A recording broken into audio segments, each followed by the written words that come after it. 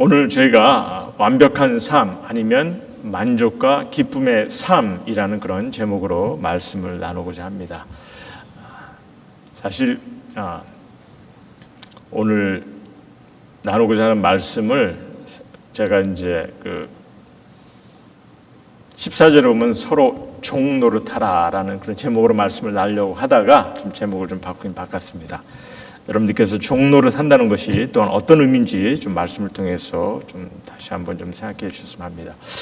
16절 말씀을 보시면요, 내가 이르노니 너희는 성령을 따라 행하라. 그리하면 육체의 욕심을 이루지 아니하리라. 이런 말씀이 있습니다. 그럼 왜 성령님께서 인도하시는 삶이 이런 육체의 욕심을 채우려고 하지 않을 것 같냐? 이 말은요, 내가 성령의 제압을 받고 성령이 내 안에서 안 돼! 이래서 내가 육체의 욕심을 채우지 않는 것이 아니라 이게 이제 성령을 따르는 삶이 그만큼 삶의 만족과 기쁨을 채우는 그런 삶이기 때문에 그렇기 때문에 육체의 욕망을 채우려 할 필요를 못 느끼는 그런 삶을 우리에게 말씀해 주고 있는 거죠. 그래서 사실 오늘은요, 이 본문 말씀을 통해서 두 가지를 좀 깊게 생각해 보고자 하는데, 먼저 성령을 따라 행하는 것이 어떠한 것인지, 이건 이제 결론 부분에서 제가 본문을 통해서 좀 설명을 드리겠습니다. 그리고 또 하나는 구체적으로 그럼 어떠한 삶이기 때문에 우리가 만족과 기쁨을 주는 삶인지 좀 이를 좀 나누고자 합니다. 그럼 먼저 사실 우리가 그러니까 이 삶의 만족과 기쁨을 주는 것을 이 세상적으로 따지고 세상적으로 생각해 본다면요, 사실 이제 이 만족과 기쁨을 준다 생각했을 때 많은 사람들이 이 완벽한 삶을 살아야, 아니면 내가 하고 싶은 대로 할 수 있을 때 그때 만족과 기쁨이 주는 그런 삶이 되지 않겠느냐, 이렇게 좀 생각들을 많이 하실 거예요. 요즘 이제 한국이나 미국이 이제 야구 시즌이 시작되었습니다. 야구들을 얼마나 좋아하실지 모르겠지만 문득 그런 얘기를 들었어요. 이 야구 경기는요, 야구 경기에서 가장 하기 힘든 것이 뭐냐면 투수에게는 no hit no run, 그렇죠? 볼을 치지 못하게 하는 거. 그것이 이제 그렇게 던지는 것이 가장 어려운 거고 힘든 거고, 또 타자에게는 매번 홈런을 친다든지 매번 나와서, 아니면은 1루타, 2루타, 3루타, 그리고 홈런, 이 네 개를 이 사이클이라고 하는데 이거를 다 할 수 있는 거, 이것이 가장 하기 힘든 것이라고 얘기를 들었습니다. 그러니까 한마디로 이 완벽한 투구, 완벽한 타선을 말하는 거죠. 아니면 자기가 하고 싶은 대로 이렇게 할 수 있는 그런 모습. 근데 이게 이제 너무 어렵다는 거예요. 그래서 사실 야구 선수라면요, 아마도 한 번쯤은 좀 이런 퍼폼을 좀 해 보았으면 하는 그런 기대는 갖고 있겠지만, 이거를 매번 이것을 완벽하게 해야 한다, 그런 부담을 갖고 있는 선수는 아마 없을 것입니다.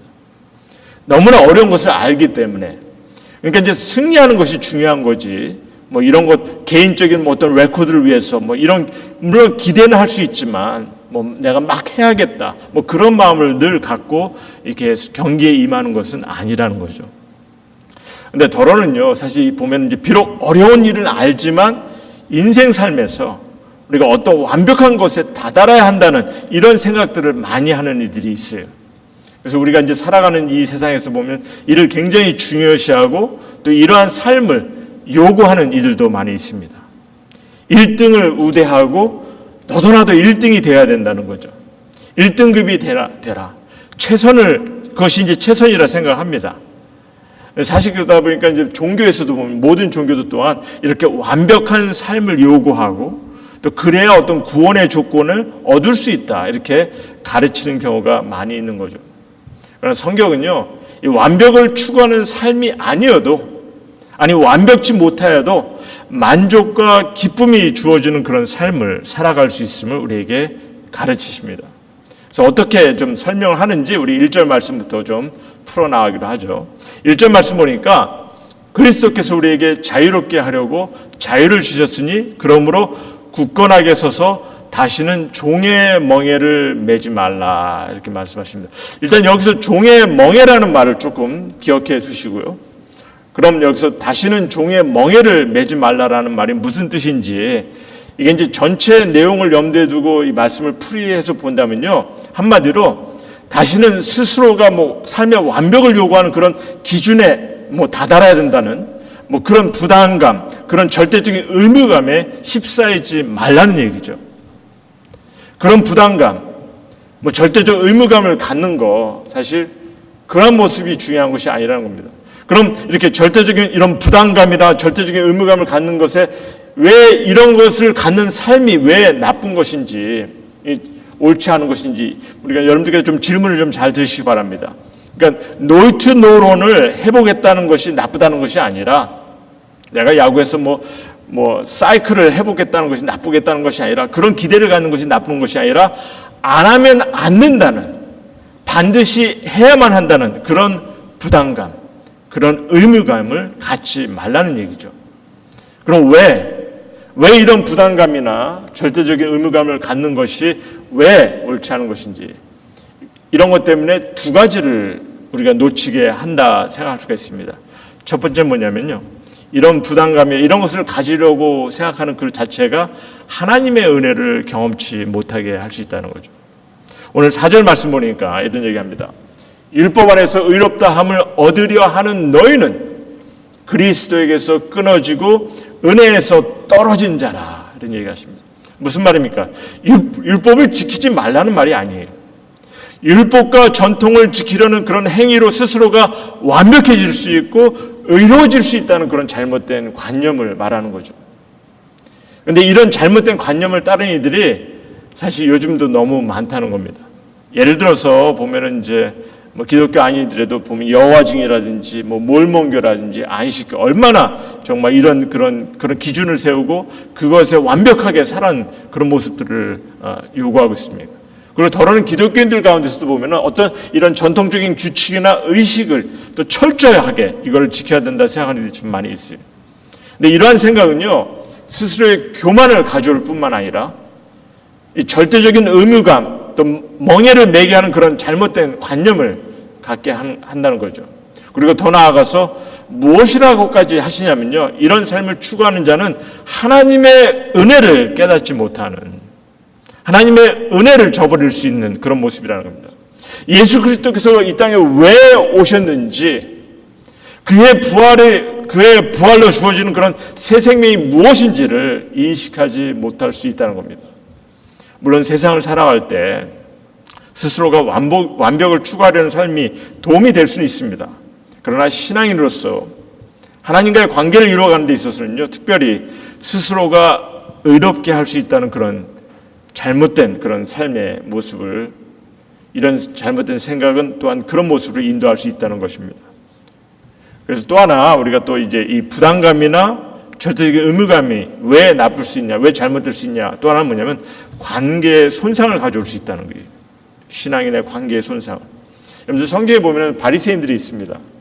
저들은 하나님이 허락하신 율법 외에도 많은 규례와 전통을 만들어서 스스로는 다 따르지도 못하면서 남은 가르치려고 하는 이들이었어요.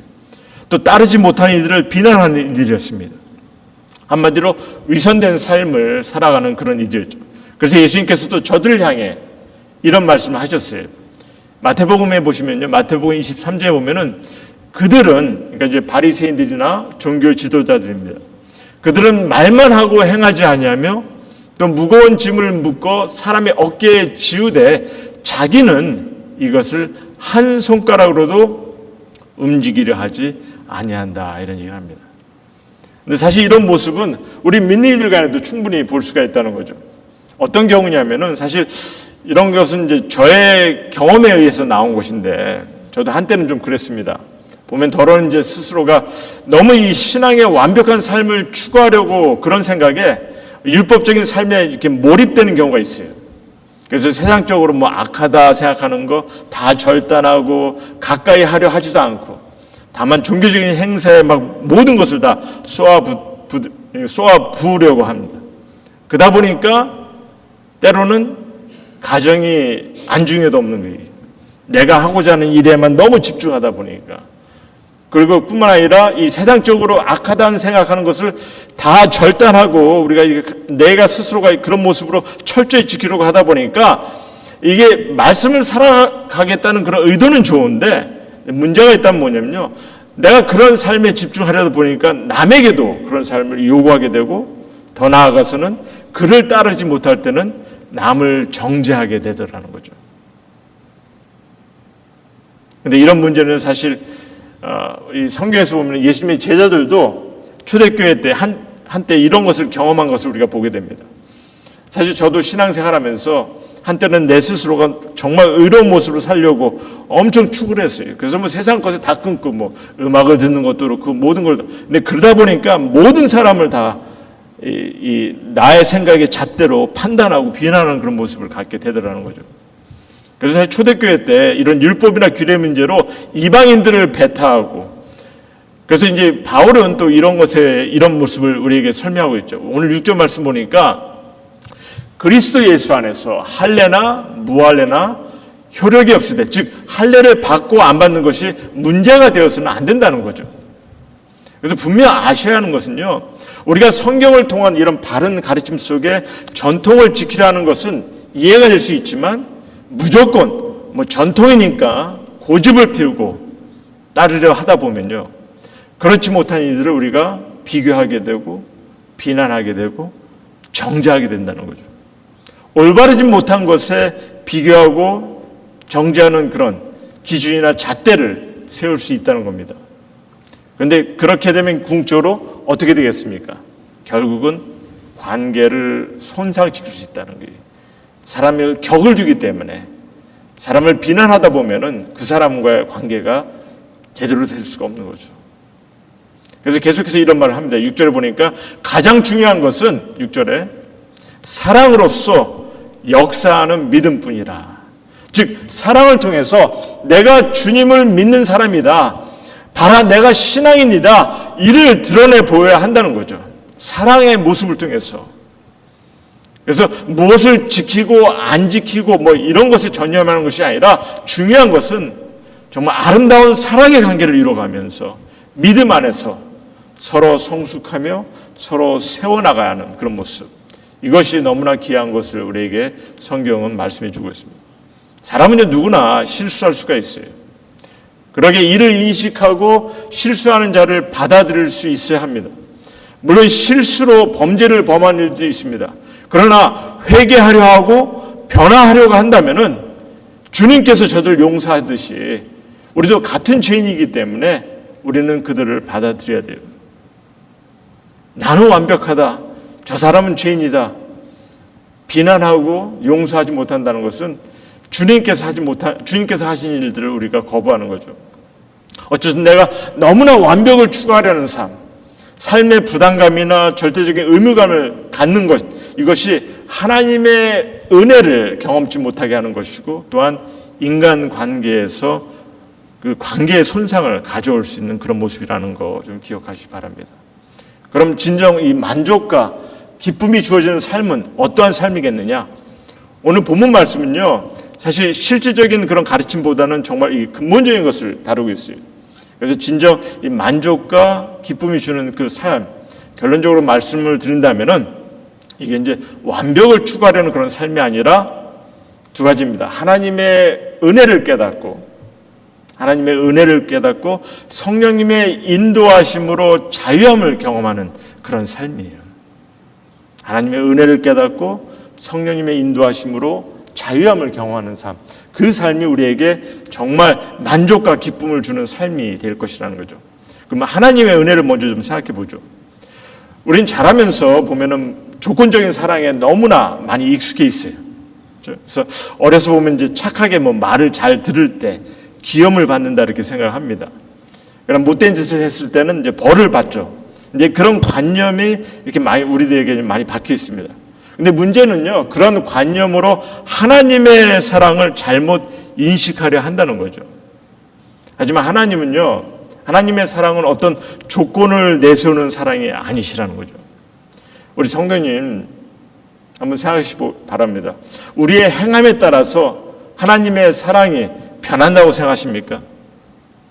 나의 행동을 관찰하시고 하나님께서 나의 행동을 보시면서 잘못된 행동을 했을 때는 점수를 깎고 뭐 잘했을 때는 점수를 더하시는 뭐 그렇게 계산하시는 그런 하나님이시냐는 거죠. 사실 근본적으로 생각해 본다면은 물론 우리 죄에 대한 어떤 심판과 형벌 우리가 필요한 것이고, 하지만 이것은 이미 주님의 십자가의 형벌로 이미 우리는 죄에 대한 심판과 형벌은 이미 받은 자예요.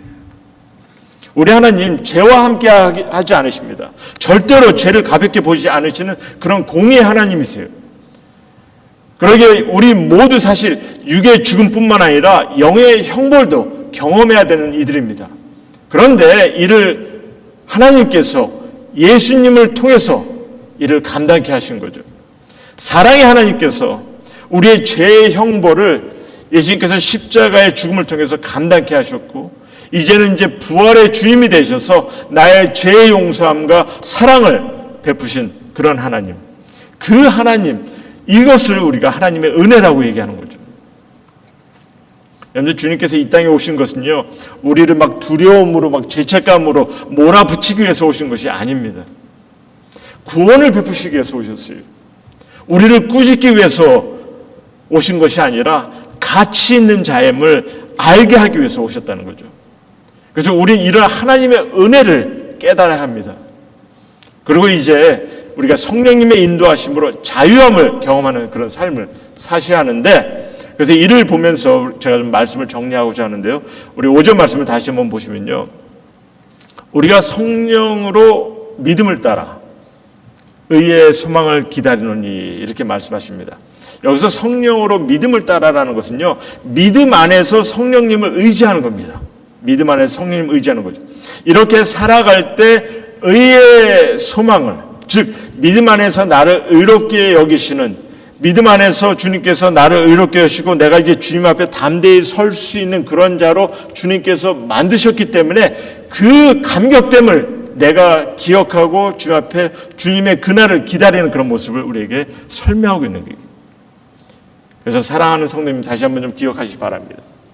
우리 사랑의 하나님께서는요, 내가 믿음에 따라 살아가려고 할 때, 여기서 이제 놀라운 사실은 내가 뭐 온전하게 되지 않았어도 단지 내 믿음 안에서 내가 변해가려는 그런 나의 모습을 바라보시고 하나님께서 기뻐하고 계신다는 거예요.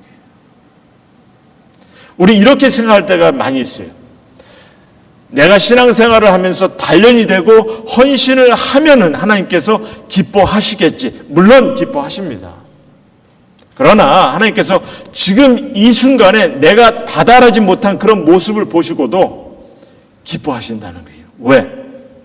이미 부활하신 예수님을 통해서 나를 향한 모든 구원의 조건을 다 이루셨기 때문에, 그러니 나를, 내 믿음을 보시고 의로운 자로 여기십니다. 그래서 이제 빌립보서 1장 6절에 보면 그런 얘기를 합니다. 내 안에 선한 일을 시작하시니까 그리스도 예수의 날까지 이루실 줄을 우리는 확신하노라. 하나님께서는요, 여러분을 낙오자로 두지 않으세요. 무엇보다 하나님께서는 우리 가운데 이루실 끝을 아시기 때문에 지금 삶에 기뻐하신다는 거예요. 우리의 행함에 의한 끝이 아니라, 여러분들이 무슨 뭔가 잘해서 뭐 그걸 통해서 이루어지는 그 끝을 보시는 것이 아니라 예수님께서 다 이루신 것으로 우리의 끝을 정하셨어요. 그렇기 때문에 그 모습 때문에 여러분들께서 믿음 안에서 주님 앞에 가까이 다가오고 변화하려는 그 모습을 보시고 하나님께서 이미 벌써 기뻐하신다는 거죠. 한 예로, 여러분들 아기가 첫걸음을 하기 시작할 때 아마 기억하실 거예요. 막 아기들이 처음 걸음할 때 막 좀 걷다가 넘어지고 막 걷다가 넘어지고, 근데 그래도 막 좋다고 그러죠. 막 아빠는 막 걷는다. 뭐 엄마도 막 좋아가지고, 그러니까 뭐 애도 넘어졌다가도 다시 뭐 좋아하고 막 웃고 그러지 않습니까? 그 짧은 순간임에도 너무 좋아합니다. 왜? 이제 걷기 시작했을 뿐만 아니라 앞으로 걷게 될 것이기 때문에. 우리 하나님도 이 한순간 걸으려고 하는 나의 모습에 기뻐하신다는 거죠. 비록 많은 시간을 땅에 엎어지고 넘어진다 하더라도 우리의 한 걸음을 기뻐하세요. 비록 첫 걸음이지만 마지막 걸음까지 보고 계시기 때문에. 그런데 이렇게까지 은혜를 베푸시고 의로운 자로 여기시는 우리를, 그래서 이렇게 우리를 인도하시는 그런 하나님이신데, 문제는 아직도 더러는 이런 관계를 이해하지 못하고 잘못 이해해서 잘못된 그런 말씀으로 전해 듣고 잘못된 생각으로 하나님을 바라보는 일이 너무 많다는 거죠. 예를 들어서 무슨 직분이 주어져야 봉사를 하겠다 하는 이들이 있어요. 직분이 있어야 일할 자격이 있는 거 아니냐 이렇게 얘기합니다. 물론 이제 막 걷기 시작하였다면은 일하기가 어려울 수도 있겠죠. 그렇지만 반드시 어떤 과정을 맞춰야만, 어떤 계급을 차야만 되는 것이 아니라는 거예요. 그래서 13절에 뭐라고 하십니까? 13절에 서로 종노릇하라 이런 얘기를 하세요. 자, 분명 바울은 1절에 자유함을 받았으니 종의 멍에를 매지 말라 하였습니다. 그렇죠? 근데 이제 서로 종노릇하라 이렇게 말씀하세요. 잠깐 좀 제가 설명을 드릴게요.